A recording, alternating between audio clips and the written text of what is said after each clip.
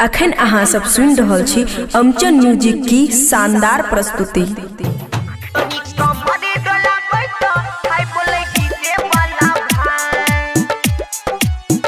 खुशी recording studio बलुआहा। अरे छोटे से ही छौड़ी करे सबटा के घायल, छोटे से ही छौड़ी करे सबटा के घायल। ओ भाई तनी कमर डोलाबै तो हाय बोले डीजे वाला भाई, तनी कमर डोलाबै तो हाय बोले डीजे वाला भाई।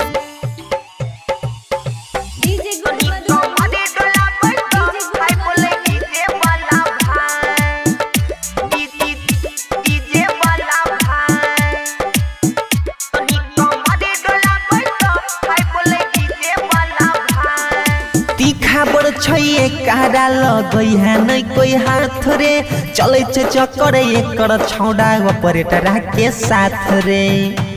रे भाई अरे छोटी छे पर बहुत तीखी छे, तीखा बड़ छे कारा लगई है नहीं कोई हाथ रे, चले छे चक्कर एकर छौड़ा ऑपरेटर के साथ रे।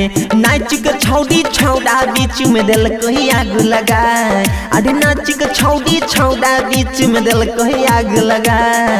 ए भाई तनी कमर डोलाबै तो हाय बोले डीजे वाला भाई, तनी कमर डोलाबै तो हाय बोले डीजे वाला भाई।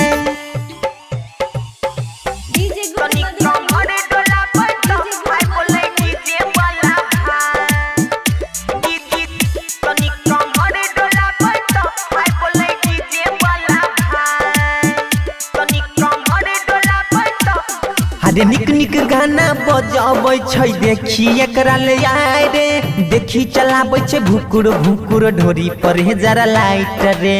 हे भाई ई छौड़ी तो पूरे पगला गेलो हना। आज निक निक गाना बजाबै छै देखी एकरा ले आय रे, देखी चलाबै छै भुकुर भुकुर ढोरी पर हे जरा लाइट रे। अरे बंसा राजय मन अक्की के कहै छै बाय, चंदन शिव सुंदर संदीप के कहै छै बाय।